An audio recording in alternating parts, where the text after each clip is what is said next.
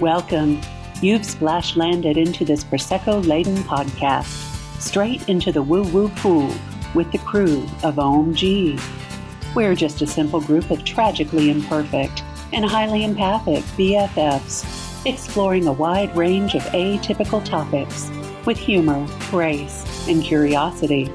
This is Ohm-g.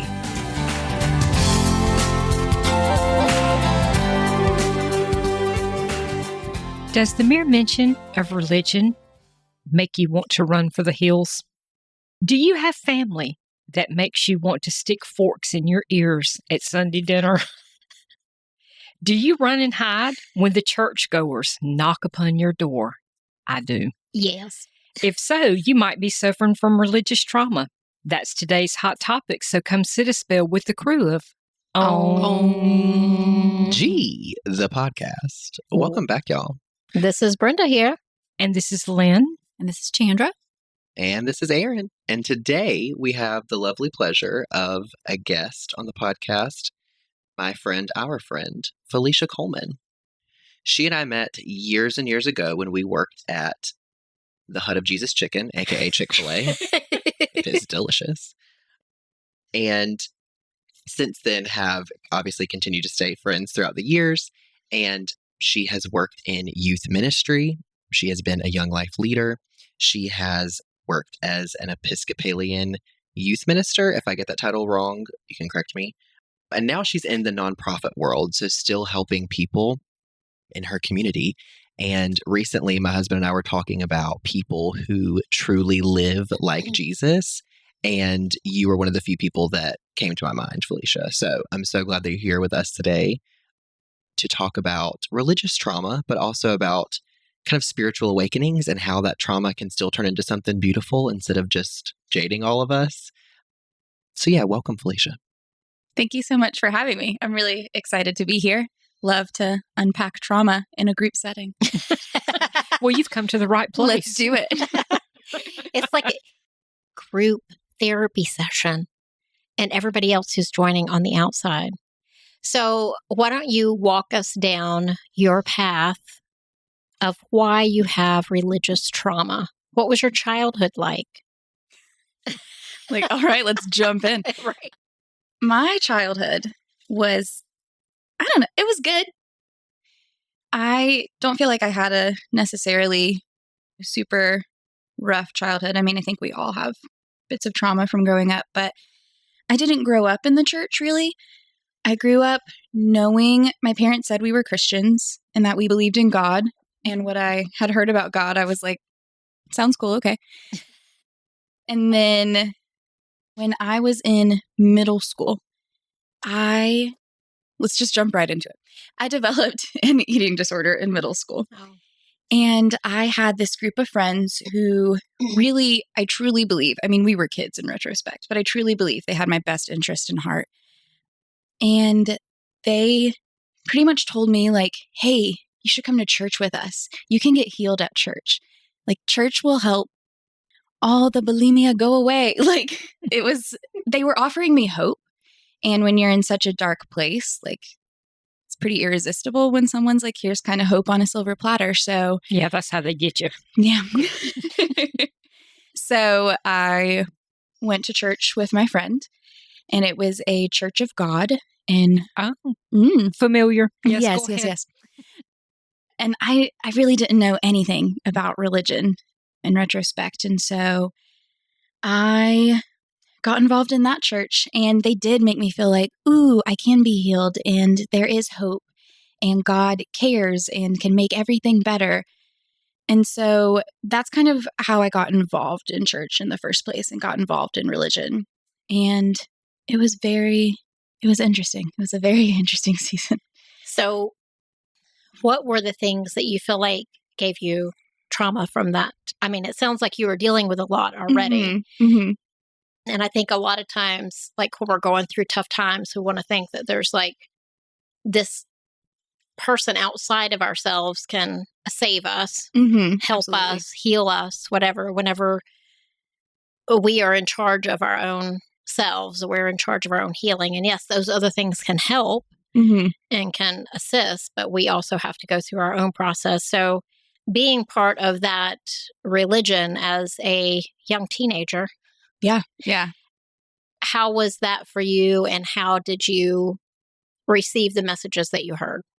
I don't know. I feel like I was a little all over the place, but also, like you mentioned, teenager. So teenagers are just, I think, all over the place by nature.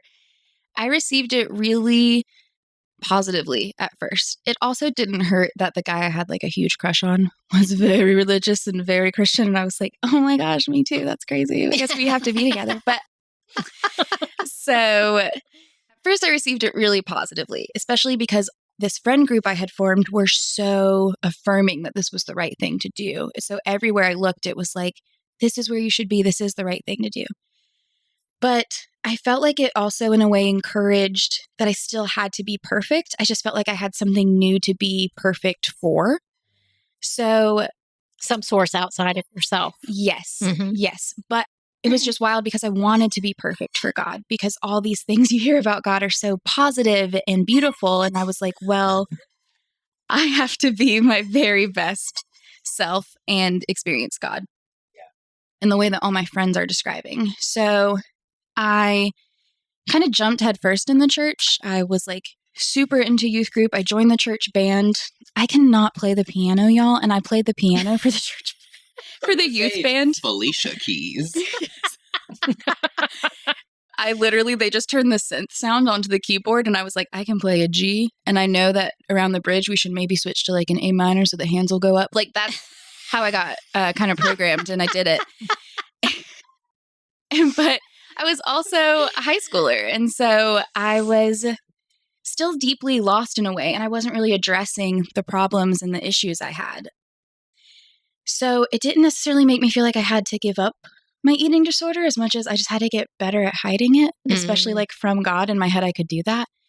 So it kind of almost split me into like two different lives, or like two different personas. I had like church girl Felicia, went to church every Sunday, was at youth group every Wednesday night, was in the band, was leading Bible studies. But then on the weekend and the evenings, I was getting drunk with friends to feel something. And, I was going to church hungover on Sundays and just pretending like I wasn't. It just, Who amongst us? That's what I was exactly what I was going to say.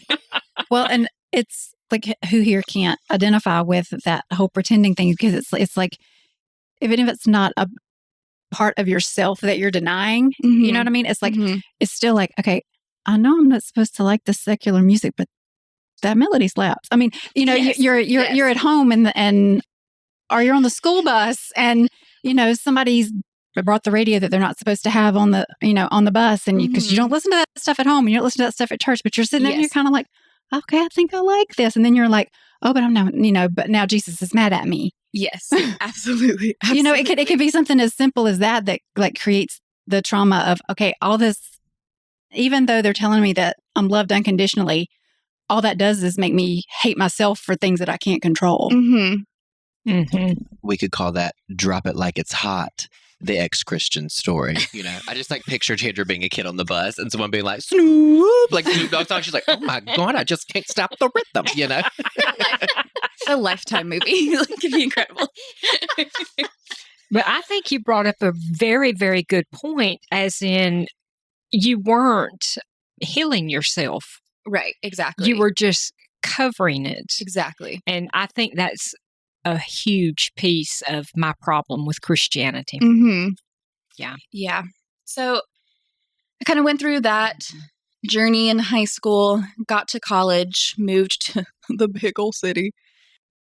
G. Burrow. Yeah, exactly. It sounded at first like you said the pickle city. I was like, Sorry. that's No, not true. the big old city. That's my accent. And I started working with another Christian organization where I was a mentor. And it was wild how once I was kind of expected to start leading other youth into the same journey, that's when a lot of things kind of got highlighted for me of, oh, this is problematic. Like, I don't want to teach a 14-year-old to think the way that I was told to think at 14. So I didn't really realize how much my values were changing until I was expected to teach it to somebody else. So when I was in college was probably the first real peaks of like, oh, but that's actually not what I believe, or what if I do disagree with that? And that kind of sent me honestly on a spiral of, oh no, is she going to hell? Her beliefs are changing. And I also was a huge, I'll say, victim of purity culture at this point. So going to college with all of that in my brain was also really, really hard because That's what she said. got him. She has been waiting all day for that one, y'all. This was primed and ready. Yeah. But that's what's wild is I'm still unpacking the things I learned in purity culture. And I truly believe that's probably what traumatized me the most in high school. But in high school, all my friends were doing it. They were all going on the Purity Girls weekend retreat together. And like in retrospect, some of the activities they had us do, I'm like, oh no, you cannot do that to children. Like that is such a warped mentality of growing up and falling in love and learning your sexuality and all of that kind of stuff. But So what kind of things do they make you do? I'm so curious now. okay, Because in my religion, we didn't talk about sex. we talked about how terrible it was unless it was with your one betrothed husband. Okay. I mean, like, yeah, our church would say like sex was beautiful and it's a really good thing, but only with your husband. And if you have sex with anybody before that, you got a lot of repenting to do. And like, Well, how are you supposed to know if you want to marry him? They might not be any good in the sack. you know, they don't teach you to think about that. They don't. They need to do a lesson. Shout out if any youth ministers listen. Y'all need to do a lesson for people about the wrongs that could happen when you get married and find out it's a centimeter Peter, because that's not what you sign up for. Y'all said for better or for worse, and I need to renegotiate this contract. You understand? Because this is worse. Preach, Brother Aaron. Okay, so I went to a few different purity retreats in high school. That was the other thing. It was like, I feel like the one weekend really drove it home, but I guess we can keep coming back every year. It's fine. So one weekend they had us, oh my gosh. Okay. They gave us 2 construction paper hearts. Also, I'm like 16 at this point, and I was like, okay, whatever. I love crafts. So they give us 2 construction paper hearts. One is blue and one is pink because that's male Boy and and a female, girl. as you know. Mhm. They had us like decorate the pink heart like it was our heart and make it really cute and pretty. And I take all of my assignments very seriously. So I thought my heart just looked... Perfectionist syndrome, but preach, girl. Yeah, we can revisit the eating disorder thing. But yeah. So I thought my heart was perfect. It's so beautiful. And then they made you glue the blue heart to it. And I was like, not exactly the aesthetic I pictured, but okay. Elmer's glue. Yes. They made you like glue them together. No wood glue, please. That's against the Lord. But they, and then they said, okay, now hold your hearts up. So like me and all my friends were holding up our like construction paper hearts. And they said, now rip it in half. And I was like, oh no, but I just spent an hour like perfecting this thing. So I ripped it in half because I thought that was the exercise. So I ripped it in half. And they said, that is what happens when you sleep with one person. That is your heart. And I was like, oh no, my heart. Your beautiful constructed My beautiful, heart. perfected heart. It had like, I put like glitter. It was amazing. And then they said, now rip it again. And I was like, okay. And that's what happens if you have sex with 2 people. It's extra shattered. And they essentially kept going, and we had to rip it into just like tiny little bits. And it Were was they like, calling you a whore? well, they were calling our hearts whores, I think. But No. They're giving you a visual representation of the heart of a whore. exactly. And it was like, if you have sex with multiple people before you get married, that's what's happening to your heart. And I was like, that seems like such a medical condition. Like, oh no. So I was like, I can't have sex now. My poor heart. They also brought in a bunch of church women who had never had sex? No, who did have sex before they got married. Oh, what? And I was like, first of all, put them on display. Why don't you? They like marched them in a line. Call somebody out. But I can see them like against the wall, like watching you, like impressionable little children do this little like horror like crafts show. And them just standing in the corner with their backs against the wall going, They You know, were. just like with their lips were. pursed and just nodding, knowingly going, mm-hmm. They really were. And then you get that one, and you know the hairstyle I'm talking about. Sandra. She's standing there in the audience. She's like, that will be your heart. That is my heart. And it's like, well, no, honey. It's because you eat Bojangles twice a day, every day for the past 7 years. That's why your heart's the way it is, Sandra. It's not because of your man. My heart's like the Grinch. It just grows and grows. That's what she said. The more love you put in, the more love you get out. That's why I wore my Grinch socks today. But it's fine. They like march in these women and they sit in front of us like panel style, like everyone has a stool. And they made them go in a line and talk to us about how they had sex before they got married and how much they regret it and how much they wish for anything they could take it back. And they were so blessed that their husbands still chose to love them and marry them even though they weren't virgins. But please tell me that there was one of them that like, because I'm like picturing Camille that had like a sarcastic tone and was like, just like nodding and winking. And I was like, that was the thing. They were so convincing. Nobody, Yeah. they were all like so true to it. Like they were crying, like they were weeping, telling their story. And so It's the shame. It's the shame. Yes. Mhm. conditioned they- shame. So as a 15-year-old, you're like, oh, I never want to feel the way that she's clearly feeling right now. So my I God. can't have sex before I get married, or I'm going to be marched in and have to tell my shame story in front of a group of 20, 15-year-olds. The manipulation of it all. Yeah, Yeah. 100%. But in that moment, I couldn't see that. I was just like, damn, I can't have sex. That's rough.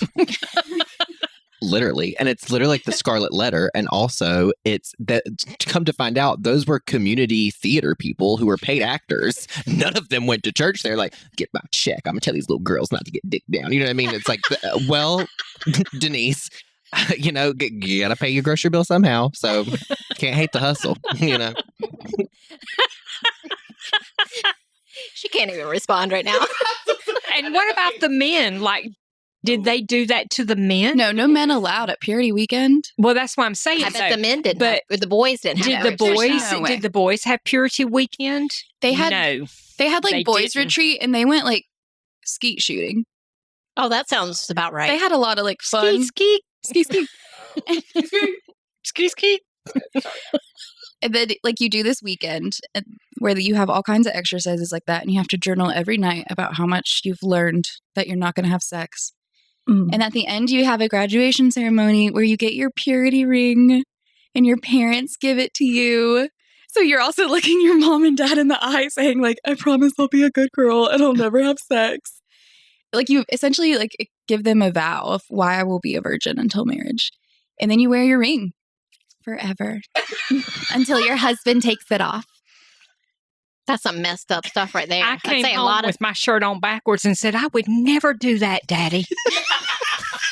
Well, my question for you really quick with that. So one, for the boys section, we did not go to the same church. I went to a very culty kind of church and have loads of trauma. And you don't think that's culty? But go ahead. Oh, no, I know. But different culty church is what I meant to say. Sorry. So we had like a boys kind of thing too, but they pulled us into different rooms. And so we're all sitting there with like boys, I don't know, we'd say like 11 to 14, right? Like middle school age. And I mean, at that age, your biggest thing is like, oh my gosh, I'm getting a mustache. What do I do? And also, how do you conceal a boner because they won't go away, right? Like you're like terrified at that age group. And they're like, well, your girlfriends can get pregnant, okay?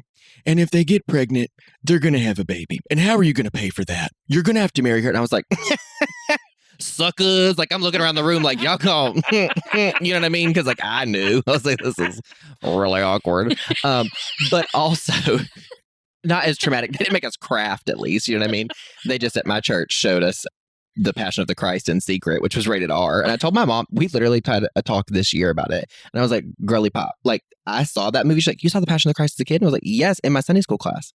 I have something to add to that. Go So ahead. my Seventh-day Adventist elementary school went to see Passion of the Christ as like a field trip. Mhm. My mom wouldn't let me go. Well, let me tell you what I did. What'd you do? I lied. What? And I told them that she forgot to send in the permission slip or something like Sure. that so that I could go with everybody else because I felt so left out. But my mom didn't want me to go either. Wow. What is that about? I don't know because I don't remember it now. Well, the Mel Gibson version was very bloody. I do remember that. And I was like, this guy went through it. You know what I mean? Carrying this cross and just, We went to like a play at like college or something as a field trip. I mean, still a different kind of traumatic, so we're all, anyways. So we'll get into that trauma some other time. And I know that like we all have like literally like bullet point notes. I feel like I'll channel Camille. She's visiting family in Texas. So shout out, love. But I feel like channeling Camille and saying like, this will probably be a part 2 and a part 3 and part 4. Like there's so much to unpack here. But my question that I have for you, since I almost said their names, sweet precious Tim and Wanda, your parents, since they weren't like quote unquote churchy, right? Like they were like have always been very kind people, like giving people, loving people. But since they weren't a part of this, where they're like, oh, Felicia's inviting us to this cult and we have to put this ring on her finger that's saying she won't have sex. Like what was kind of like their reaction? Because I can just picture them being like, oh, but also, Yeah, they were, I don't know. Looking back, I think my mom was a little like, if you're happy, I'm happy. But I think my dad very much kind of had the mentality. He's such a protective dad. He's a really good dad. So I think it was like, hell yeah, she's not going to have sex with anybody. Like, that's great. That's exactly what I'm seeing them like in their room having the conversation. Going, well, there's worse gangs she could be in. Literally, I 100% feel like they were kind of the stance of like, at least she's not doing like crack with her friends. Like she's going to church. But I would also kind of use that to manipulate them sometimes. When I would get grounded, I'd be like, well, I have to go to youth group because it's going to help me. And they'd be like, she's right. Because church ain't fun. I mean, right? I was like, guys, I'm not hanging out with my friends. I'm hanging out with the Lord. And they were like, she's right. We got to let her do it. And there's that one cute boy that I like there too. Well, just like, so cute. It's like, Jesus is my friend, so you're going to keep me away from Jesus? Exactly. Right. Exactly. Yeah. But yeah, I think my mom in retrospect was very like, if that's what you want, that's okay. And my dad was like, this is nice. Cool. She's never going to be with anybody. Great. So how long did you hold on to that ring? I think when we met, like a good minute. Yeah, I wore it until probably like 21. Oh, 20, like early 20s. I was brainwashed. Like looking back, I was so scared that if I had sex before marriage, I was going to hell or I was going to change or something deep inside me would turn dark and awful. Oh. And honestly, I lost it, not in a like virginity way, but I lost it somewhere. I couldn't find it. And I was like, well, guess that's that. So the ring. Yeah, the ring. My purity ring. I lost it. It's like, oh, I lost the ring. I'm losing my virginity. Come here. First, I need to see you in the closet. The next guy that walks through the door. But okay, I lost my train of thought. Anyway. You're fine. You're fine. Never mind me. So yeah, whenever I was in college and I was leading high schoolers in Christianity, that's really when I started to pick up on, oh no, the things that I was taught and the things I was made to believe. I don't want to ask other people to believe that. And also around the same time as when I found the Episcopal Church. And it was the first kind of sector of Christianity, the first ever church where I felt like I was in this season of questioning and they were like, that's great. Like you're supposed to question, you're supposed to wonder. That's actually what's going to bring you closer to God. That's what's going to help you figure out where you fit into all of this. And that was just so welcoming and reassuring because I grew up thinking like, I have to have God figured out or God can't have me figured out kind of relationship, which is not how it works at all, I believe. So yeah, I got offered like a youth ministry job part-time with an Episcopal church and I took it and I loved it. I loved working with the kids. I wasn't being asked to teach them purity culture, which was great because I was really unpacking that at the same time. But again, it was like a really welcoming church community where really I was just being asked to like mentor these kids or just kind of be an extra adult in their lives. And I was like, I can do that. Sure. And then I got offered a different ministry job full-time with another Episcopal church where I was like essentially their family minister. So I did children and youth and I was what you call a lay minister, which means I don't have a collar. I didn't go to school for like 10 years to preach, but they still let me preach sometimes. So that was really, yeah. I've preached several times. Dang, girl. Yeah. Find me in the pulpit, but it was fun. Whenever it would crack me up, whenever I would preach, there seemed to be a coincidence that the old white men didn't normally love what I had to say. Now, I'm not saying that as a blanket statement. Some of them did, and some of them were so freaking sweet, and I will love them forever. But I don't know. I felt like when I got up there, it was like, well, it's spicy Sunday. Like, that's what Felicia's going to say.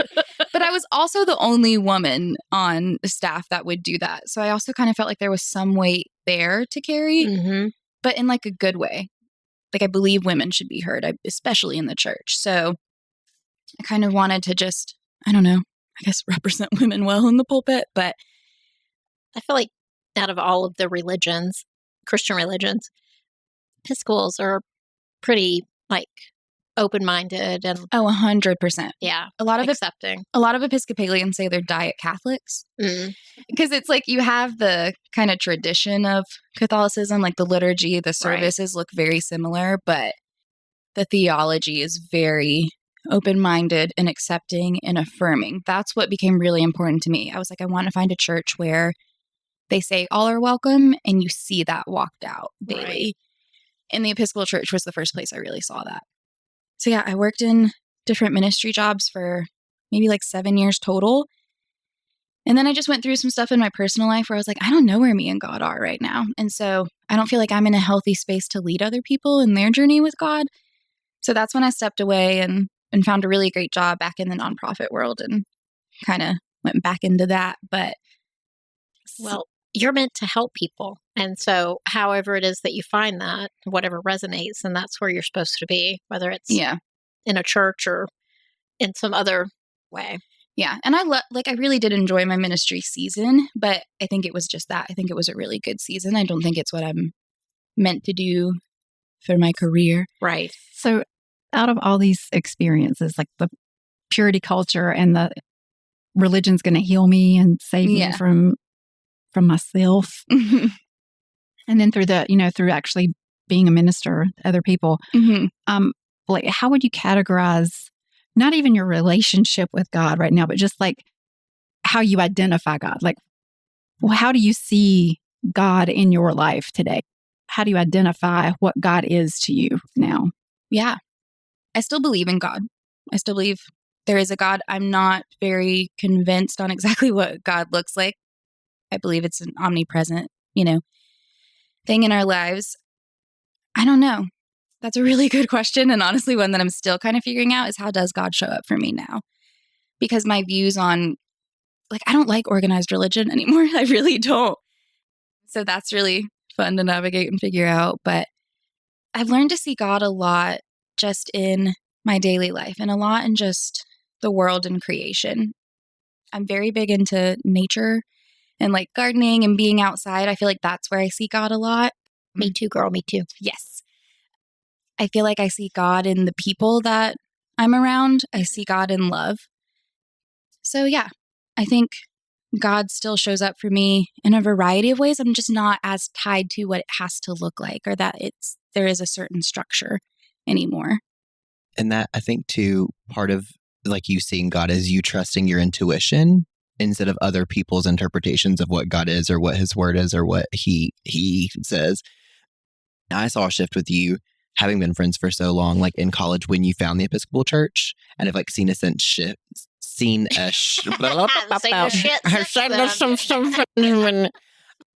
Since then, with you working in the nonprofit world, but so much of it still goes back to trusting your gut and your intuition, and what quote unquote God isn't.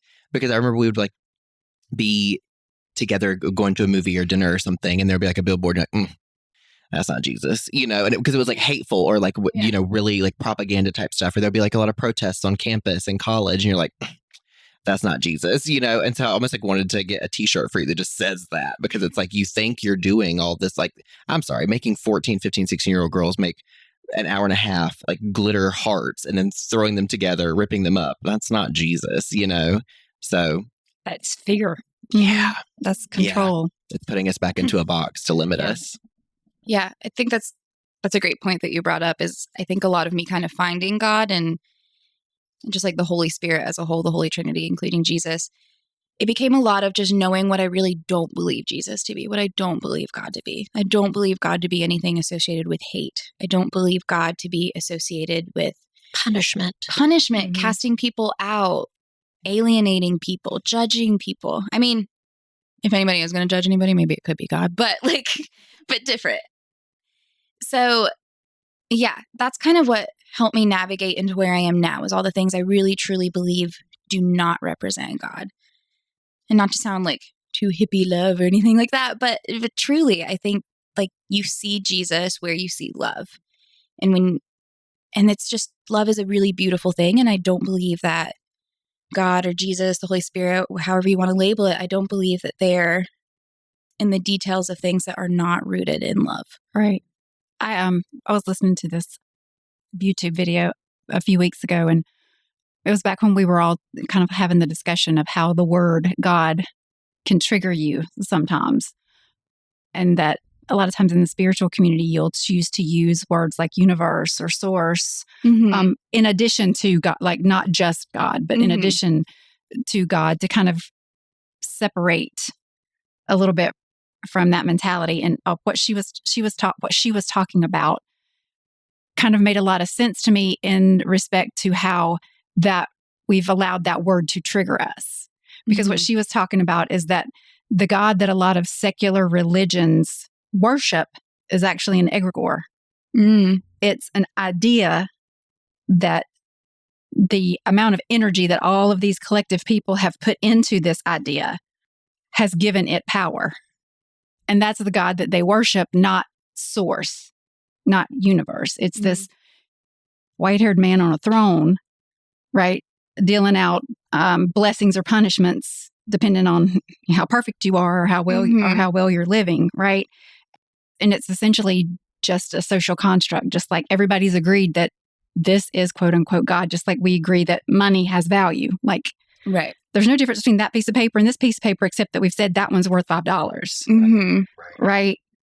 And just like you put so much energy toward it, then you begin to feel the energy kind of reflecting back out of it. And she was talking about like this, like Santa Claus and the spirit of Christmas.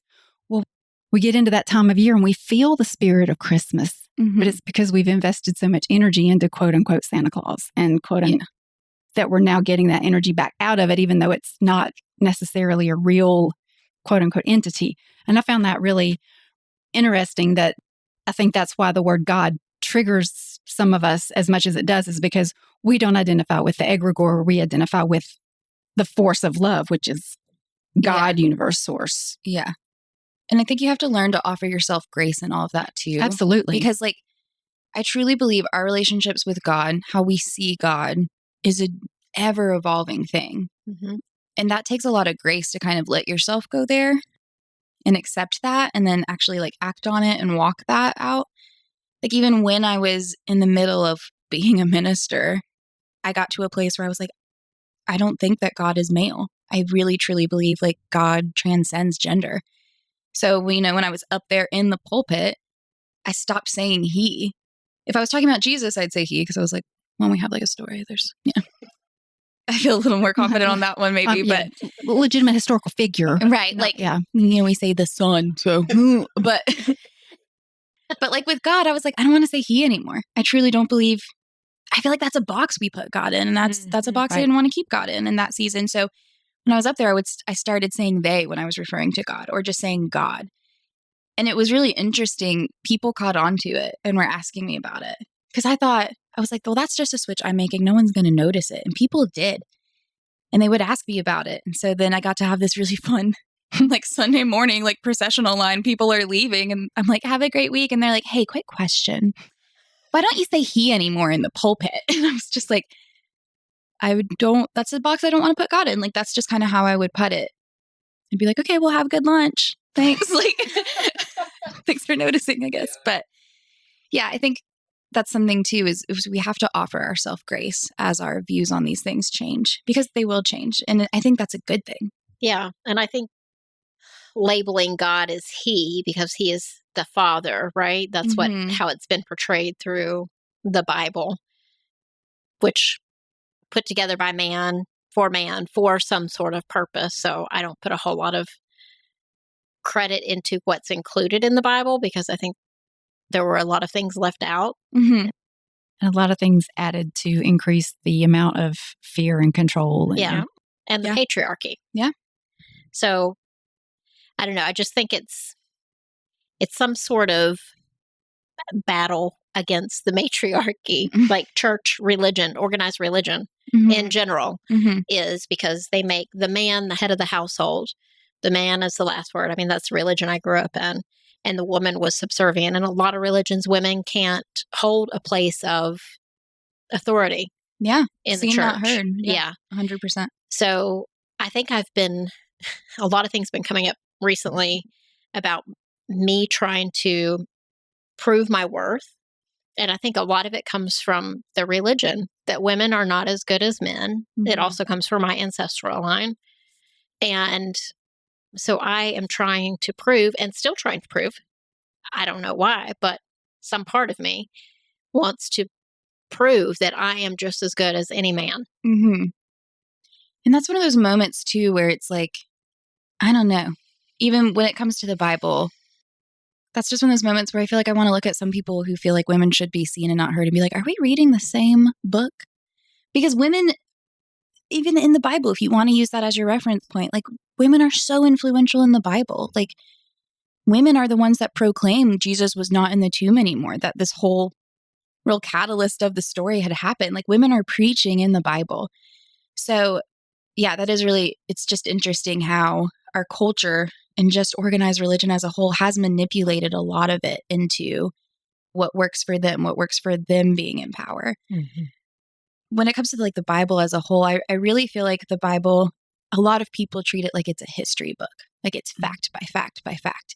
And I don't believe that that's what the Bible is for. That was one of the first things that I remember thinking to myself in church is, okay, how is this a parable? Yeah. And this not a parable? Yeah. Like, how can you look at this as, just a story to get across a point of view? I was sitting there like listening to the stories, and I'm like, they all sound like stories to me to tell, to evoke a certain emotion or to evoke a certain way of thinking or to get you into the same mindset of the person who was writing the story. You know what I mean? Like, yeah, the moral of the story, right? That was a big moment for me. It's when I got to the point where in reading and whatever the pastor was reading at the time, I started to not see a difference anymore in between the ones that were just like, Jonah and the whale and versus other things that he was preaching. I'm like, that sounds like just another story, right? Rather than like a literal, factual, historical account. Yeah. Like I feel like the Bible can be a place to find wisdom. I believe it can be a reference point. I don't believe we need to be treating it like it's fact because, and of course that's my personal view, personal opinion, right? Yeah, like we've said, it was written by men. It's essentially kind of a giant game of telephone. And so I just think we have to be cautious when we use a verse or something from the Bible as it is fact or to purely prove our point because we're also manipulating the word. Well, it's just like the laws written by the courts. You can take the words and you can turn them and massage them to make whatever point you really you're trying to make. Yeah. You really can. Yeah. Yeah. I read an article, I guess, and I think I might have sent it to you, Aaron, a few weeks ago by Nathan Monk, who used to be Russian Orthodox. And he wasn't defrocked, but so he keeps his name Father in front of it. But he did a huge write-up on how the word homosexual wasn't even in the Bible until 1946. It wasn't. Okay, that's something I'll still preach from the rooftops about that one. But that's not Jesus. Yeah. But there are so many things that in culture today we go to the Bible for well, that's why we know it's wrong. When the things we are dealing with in culture today didn't exist 2,000 years. Like those are words that like homosexuality, being gay. A lot of people, you turn to those verses in Leviticus and you're like, well, it says you can't lay with another man. So there it is. It didn't apply to that. It wasn't even what they were talking about. Not at all. They were talking about like a crime, like an actual dark, terrible thing that you should not do. Yeah. They were not talking about being homosexual. Exactly. Well, yeah. How many people have actually like done research on King James himself? I'm just going to lay that out there. Mhm. Yeah. Just going to lay that out there. Hims was gay. Gay. I'm just saying. Gay. Hims Well, was gay. So I mean, the King James Version of the Bible shall not lay with a man Mhm. because he's fighting against himself. Mhm. He prefers men, so he's by default anti-woman. Mhm. I mean, you start putting the pieces together, and all of a sudden, oh, this makes a lot more sense. Mhm. I'm just saying. Yeah. If you could just get people to do their own research. Exactly. And that's the problem Mhm. that I've encountered personally with people who claim Christianity is like you tell them these things and they look at you like you have three heads. And then Yeah. it hadn't been that long ago. Somebody said, "You're going to hell for that." And I said, "All right." And I've lost I'll friends save you a over that seat. opinion. Yeah. Right. I mean, I've had relationships destroyed by me having that opinion of like, I don't think that's what the Bible was talking about. Right. But truly it's like I researched and I spoke with scholars who went to school, not to put too much power in, one person's hand, but spoke with people that studied this for like 8 years. Yeah. Shout out priests. But, you know, Yeah. and that also breaks my heart that it's like we can't just have a different view on. Again, this isn't one fact. Like you read this, I read this. We perceived different things from it. But yeah, I've had relationships destroyed over that. And in retrospect, those relationships, I'm like, well, maybe those weren't good friendships to begin with. Now I know that. But yeah, it's just wild. It's like politics. It's the exact same thing. Oh, 100%. Religion and politics, they go hand in hand, don't they? Well, They that's sure do. Well, but Mhm. that's why there's separation of church and state, is because either one you speak to is the one that wants the power. Yeah. Yeah. So And the They- church was the thing that had the power. up until Yeah. recent history, I was one of the other things that I guess interview that I was listening to, she was talking about is she was looking at egregores as subscription services, and she was talking about like, so you invest in them over time, you pay your subscription, right, to the service. So that belief system that, okay, I'm not going to have sex until I'm married, or, I can't listen to secular music or I'm going to burn. And the more subscription you pay, the more incentives that you receive. You receive the favor of God, right? And if you don't fulfill your obligation to the subscription, then you attract the penalties. So like if you don't pay your fee, then you don't get the favor. And it's almost creates this like placebo effect where you're creating the incentives and the penalties, because we're all creating our own reality anyway. So it's like, well, if I believe that if I do this, something bad's going to happen, then I'm going to start looking for the bad things to happen, and I'm automatically going to see the penalty, right?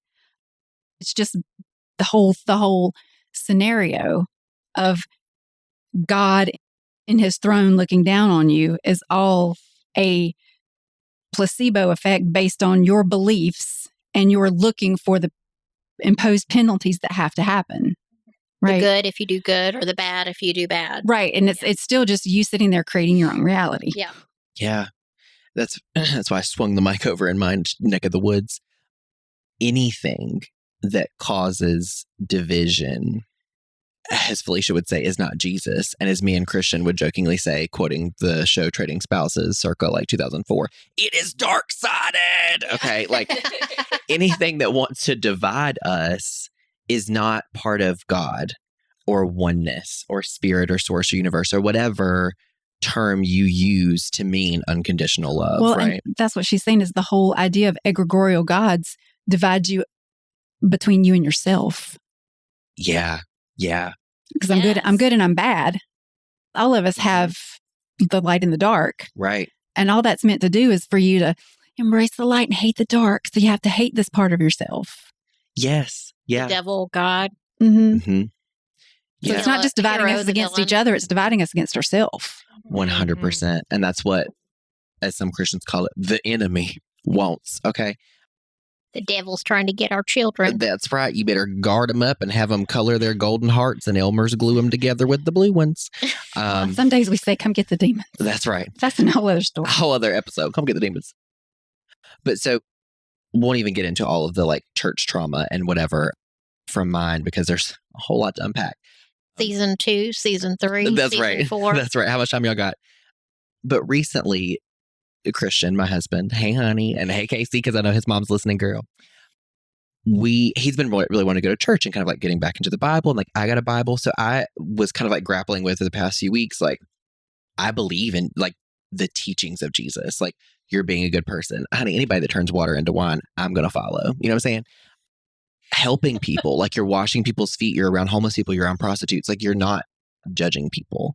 And one of my biggest things is like I judge myself so harshly that yes, I judge others sometimes, but it's like it's nothing compared to how I judge myself, right?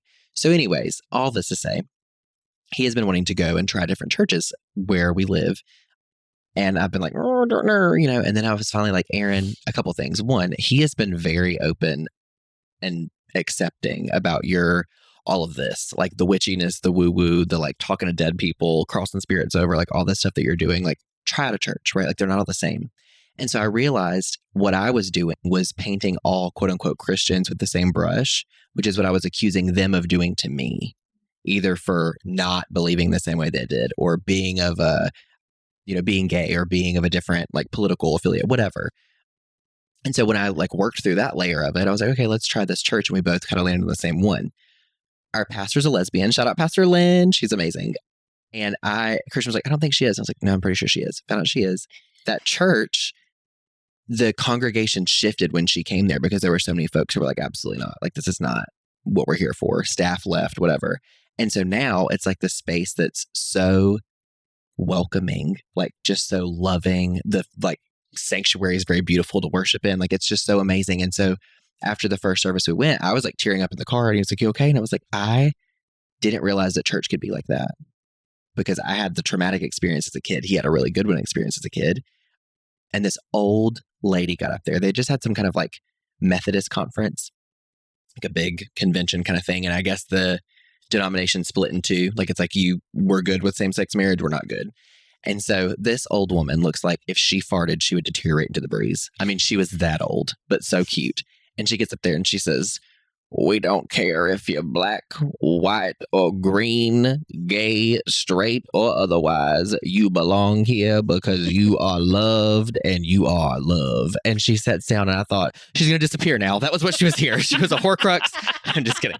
But it was so beautiful. And so anyways, I know I want to hear also a little bit about, if y'all are willing to share, some Lynn and Brenda stories about some childhood growing up in some like strict, dark-sided religious trauma homes. If you're open to sharing some stories or two. I know we were talking before we came, quote unquote, on the air, but You want to go first, Lynn? Because It doesn't matter.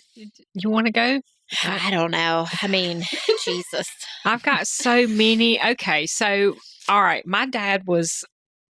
I'll just like touch this briefly.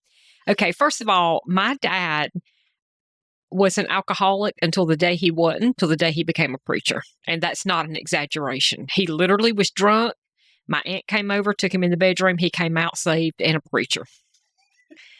So what do you do with that? I don't know. But that's how that started for me. But he Remember was, how old you were at that point? I was 12. Okay. That's a very impressionable age. Yeah. So I had already been going to church because of my aunt, who I love. She died on the same day your aunt did, I think. Didn't we have an aunt die on the same day? Yes, we did. Grandma Francis? I'm looking at Brenda. No, she just died last year. You did. We'll talk about it later because Brenda's having Surprise. She's already forgetting the dead. Brenda, anyway, she's forgetting. But anyway, we did. So my aunt died. But she had never had children, and so she used to take me to church. So I was like her little kid. An uncle, maybe? No, it was an aunt, but I've only had uncles who died recently. okay, yeah. I'm just going to look at Brenda for a second with my eyebrows up because maybe it was a past life. Maybe it was a past life. No. Should we pray about Bow Dear your Heavenly heads. Father, please restore to the memory of sweet Brenda Jean Louise Jones III. She can't remember shit these days. We did have, there was somebody in your family that died. You called her aunt, and she died on the same day my aunt did, but we'll talk about it later. Okay. All right. So I had already been introduced to the church, so I kind of knew. But when my daddy got introduced to the church, y'all, oh, Lord Jesus, none of us were any good anymore. Not that we were good before he got saved, but it literally became his mantra that we weren't worthy. And that was, he would tell us that all the time. You're not even worthy of the air you breathe. And then he would give away all his money to the TV preachers. And I think Chandra touched on this a minute ago when she was talking about like paying it. What was she talking about, Chandra? Do you remember like paying money forward or paying your way so that you wouldn't? Yeah, it's almost like you're trying to, you feel so unworthy that you're doing whatever you can Yes. to make up. Yeah. Outwardly show that, oh yes, that I am a good person. I am right. devout. I am Everything. because you don't feel that inside, so you can't just know that you are. You have to do all these works to prove that you are. So he was doing all that. He was giving away all his money, and like we wouldn't even have food to eat, which is a whole different ball game. But he would do anything for anybody, but he wouldn't do anything for his kids. And so we had a lot of like the religious, and I got it more than anybody did for whatever reason. I think because my brothers were older, one of them was gone.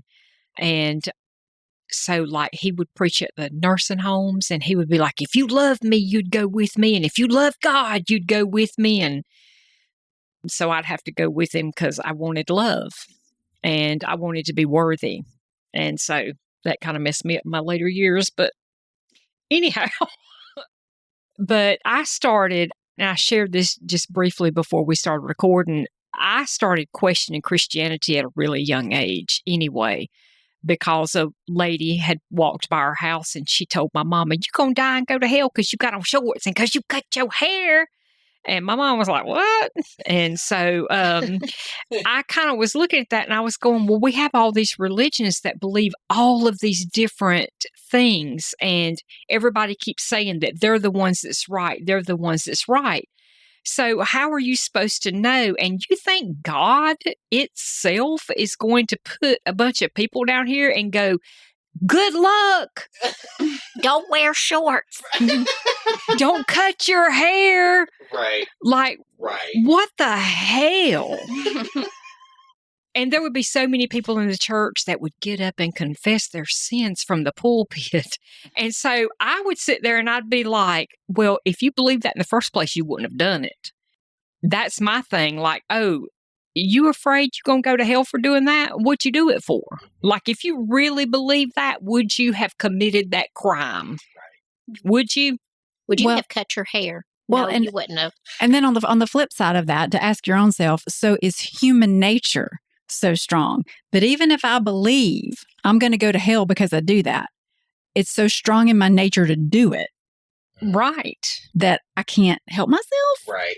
Yeah. I just got to repent later. Yeah. And that's the thing. You can ask forgiveness for that. Oh, really? All right. Well, I'm going to go over here and knock off the liquor store because I need some money. And then I'm just going to ask God to forgive me and I'm done. And some vodka. Right. Some money and some vodka. And did anybody bring the Prosecco up, speaking of alcohol? And some tequila for the next gathering, please. So, yeah, that was kind of like, I have a whole lot of stories, but I'll pass the baton to Brenda now before I get too excited and I stand up and start screaming. Preach it, girl. Oh, won't he do it? He said he'd do it. Brenda, tell us. That's right, baby. Brenda, tell us about the time you made cinnamon brooms to pay your tuition for Christian school. Not to put you on the spot. That happened. That did happen, yeah. Another arts and crafts story. Yeah, I had to work here in boarding school, and I worked in a cinnamon broom factory. Is that real? It's real. Hand on the Bible, so to speak. Yeah, I still don't like Big Red. Still, gum. It's like, no. That's what she said. I don't like the Big Red. Yeah, but I don't know. I got so many stories. And it was funny. We were talking earlier about the secular music. And of course, we weren't allowed to listen to secular music. And I remember being down at my friend's house. She was also Seventh-day Adventist, but her parents were a lot more easygoing. And so we were listening to, I don't remember if it was Boy George or Michael Jackson. Who I love both of. But Yeah. go ahead. And we were dancing. Oh, Lord. And I remember feeling really bad about it. Was but your I feet was getting loving hot? it. Your I feet was- were getting hot. The flames of hell were licking at your soles of your feet. But I was loving it. I love dancing. But we weren't allowed to. And my sister, and if she listens to this, which she probably won't, she wasn't allowed to wear jeans. I think she was allowed to wear pants, but not jeans, because I guess that was too much like a guy, or have makeup. And she would sneak her stuff to the Seventh Day Adventist school. And she would go and change into her jeans and put her makeup on, but then have to undo it before she came home. Oh, gosh. Yeah, can you imagine? I mean, That's a lot of work. I did it a couple of times. Not for religion, just because I wanted to look cute. My Lord, parents didn't like the outfit, but So let's stop the satanic panic with the music, though. Oh, wait, I have a story. Like, yeah, go ahead. I got one too. Go ahead. So that was the whole thing, back in my day. You play the records on reverse and it'll be satanic Backward music. masking. Mm-hmm. So Mm-hmm. I may have shared this on one of the. We'll get you. That's what it says when it runs backwards. but it's also turntable, so you're like, Yeah. Yeah, that was actually what it said. Instead of those sad songs with the dogs that you can help in the kid, in the arms of the angel, you turn reverse, Satan gon' get you. What? People are so bizarre. Yeah. So we were at a friend's house, and they were all teenagers. I was younger, and the parents had all gone off to Bible study, as they do. as you do. And we decided to play records backwards. And I was the youngest one. Well, let me tell y'all, we started playing some music backwards on the record player. It's not good for the records. No, I know. And I don't remember what the records were at this point. Like I was like 10 probably. And the lights at the end of the house where nobody was started turning on and off. The devil. It was the devil. We ran out of there so fast. Oh my gosh. Yeah, I don't know what happened.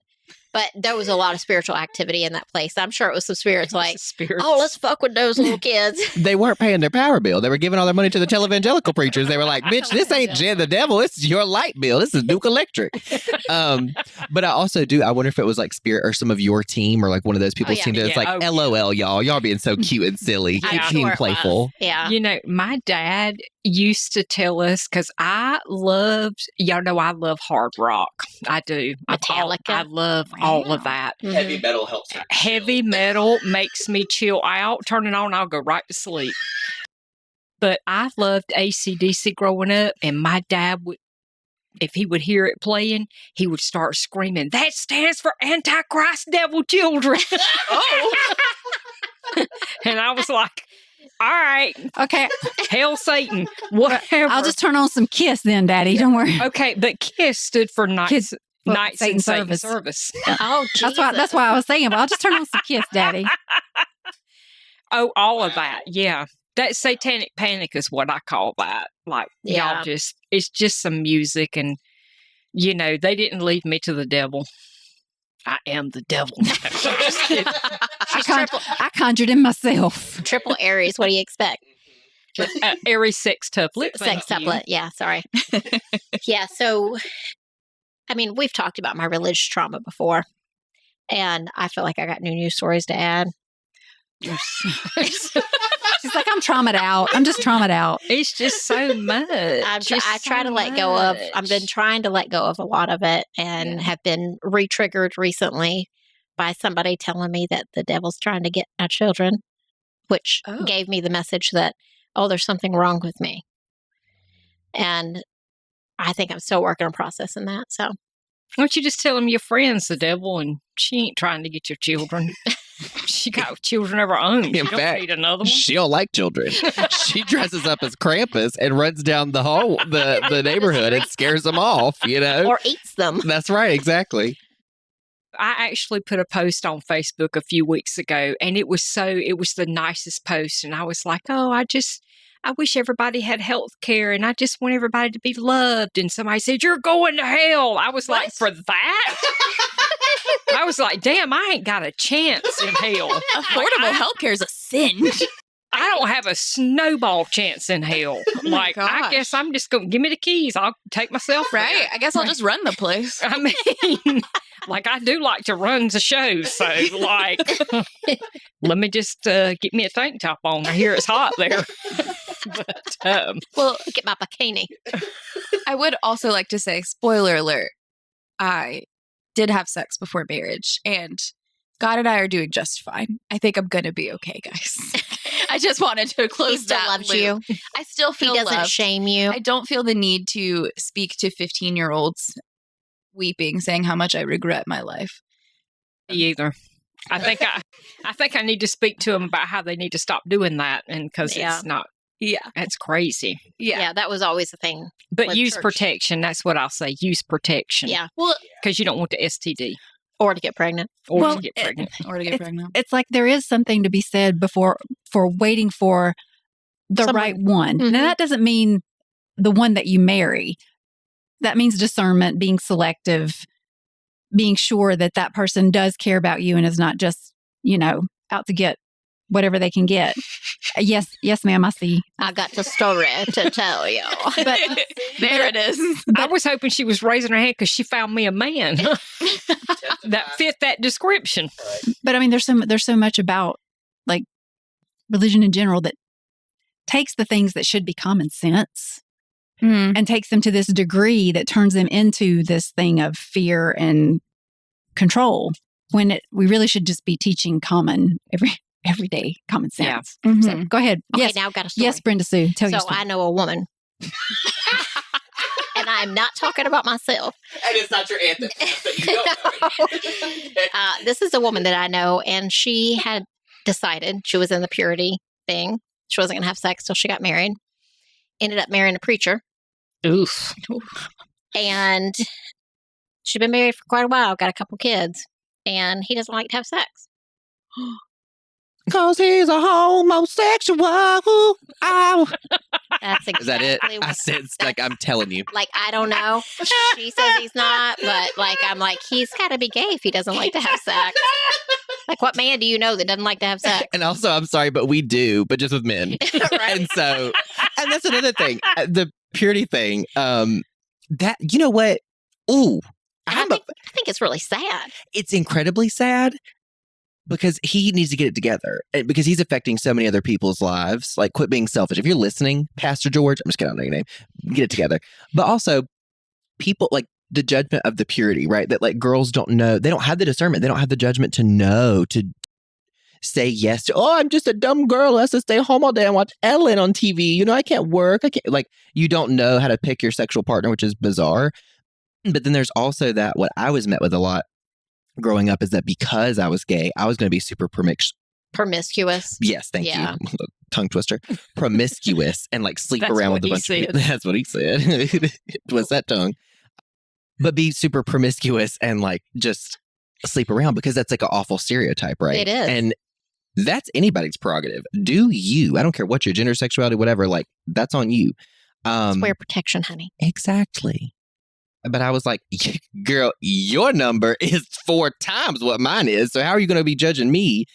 Anyways, I don't know. That was a very crazy side tangent, but that gay minister just kind of triggered a lot of things I needed to get out. So thank you. Well, one other thing that really bothers me, because we need to start wrapping this up, y'all. We've been talking for over an hour. Oh. The whole religious Christian thing, the saying, love the sinner, hate the sin. I hate that. And I wish every person who said it in that demeaning way would get it shoved right back down their throat. Do you Love know- and light.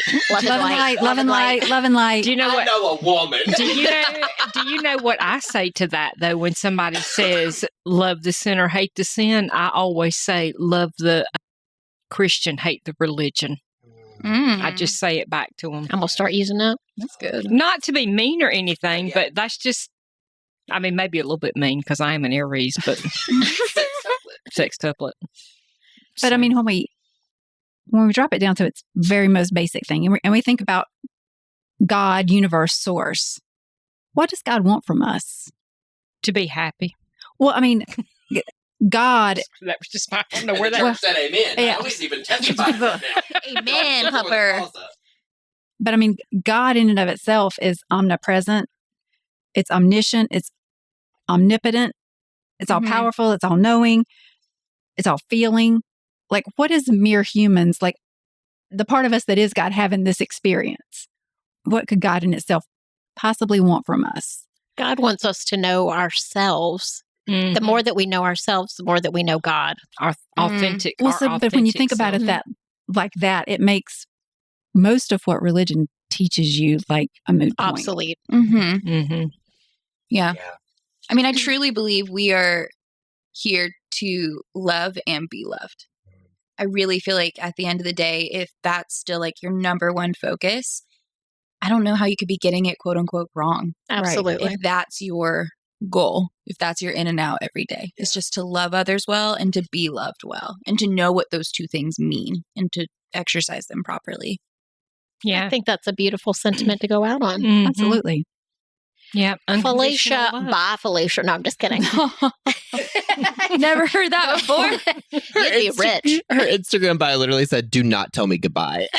It's like, bye, Felicia still isn't funny.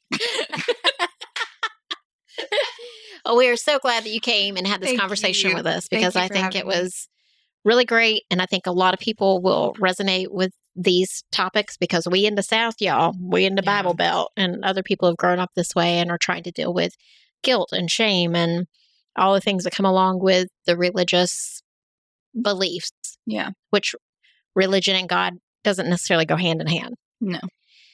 So, on that happy note, Let's go find out who's Brenda Dead Ann is, because now I'm curious because she's related to me too. As always, thank you, Felicia, for joining us. This episode was lovely.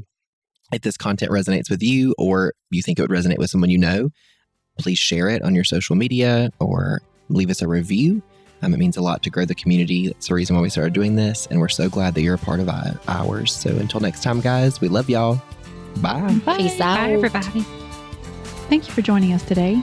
Please follow and subscribe to our podcast on Apple, Stitcher, Spotify, or wherever you get your podcasts, and leave a review. It's so easy to do and such a huge help for us. We appreciate your interactions so much. Want to join us at our table? Make sure to check out our YouTube channel and join our Facebook community. If you've enjoyed this content and wish to support us, take a look at our Patreon page. All information and links will be in our podcast description. Catch you next time.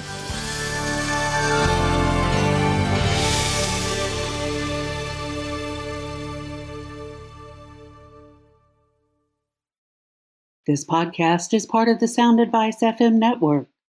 Sound Advice FM. Women's voices amplified.